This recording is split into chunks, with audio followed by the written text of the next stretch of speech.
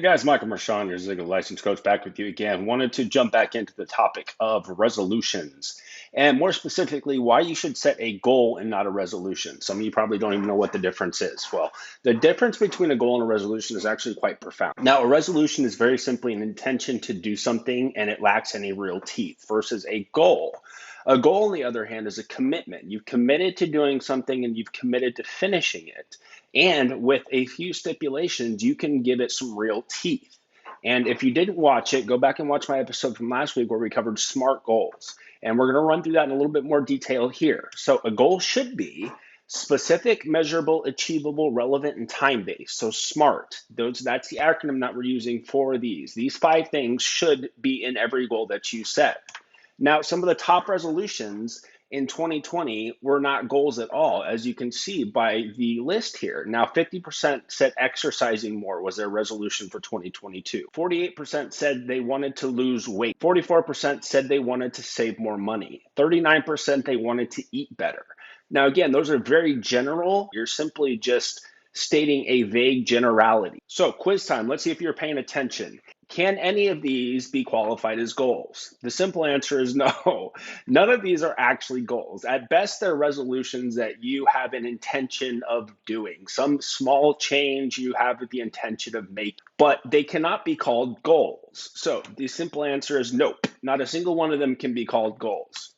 Now, before you get into goals too deeply, you want to clarify your why. And that's a big difference between an intention or a resolution and a goal, because a goal has a why behind it. There's some bigger purpose that is driving it. So losing weight, that's one of the most common, if not the most commonly used New Year's resolution year after year after year after year, which in and of itself tells you that people aren't accomplishing it because they keep coming back to it every year.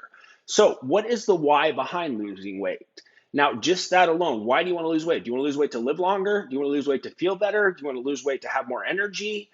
Is it a stamina thing for you? What is it? Like, why are you trying to lose the weight? Now, start there.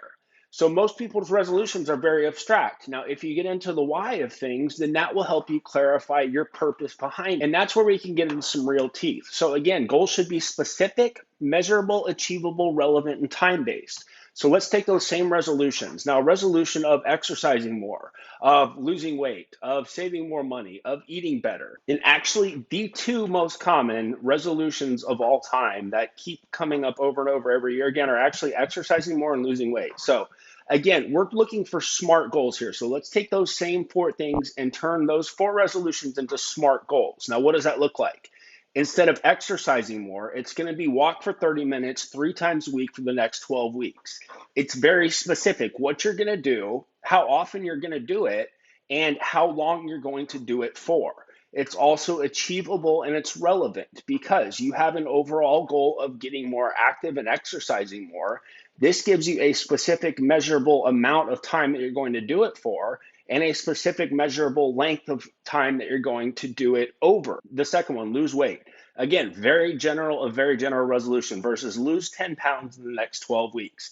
Now you have a start date, you have an end date, and you can break that 10-pound goal into individual weekly bite-sized chunks. So that's under a pound a week if you're doing 10 pounds in 12 weeks. Now, save more money. Okay, that's great. But what are you saving for? Again, let's get back to the why. So save $1,000 emergency fund in the next 12 weeks. I did a whole video on just this, but shockingly few people actually have enough money in the bank or in savings to cover a $500 emergency. So that can be a great New Year's goal. Save $1,000 emergency fund in the next 12 weeks. You break that $1,000 into 12 weekly increments, and you don't have to cut out that many things or find that much money to reach that goal. It's very realistic. It's very achievable.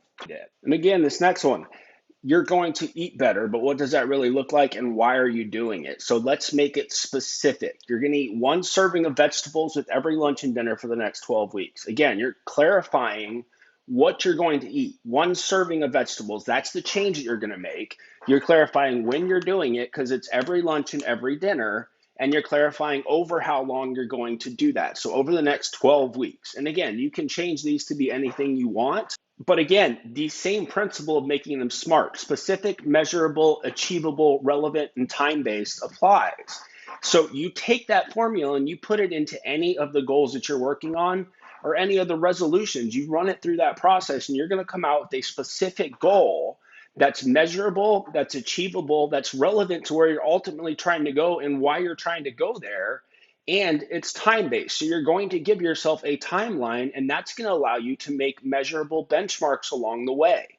So that would be my encouragement to you guys. Whether you're looking at this video the second week in January here when I'm recording it, or whether you're looking at it 6 months from now or even a year from now, it doesn't matter. The principle is the same. Whatever goal you're setting, whatever resolution, whatever you're intending to change about yourself, make it smart, make it specific, give it some teeth, and don't just merely make it this is something I want to do, because 99% of the time that's going to fail.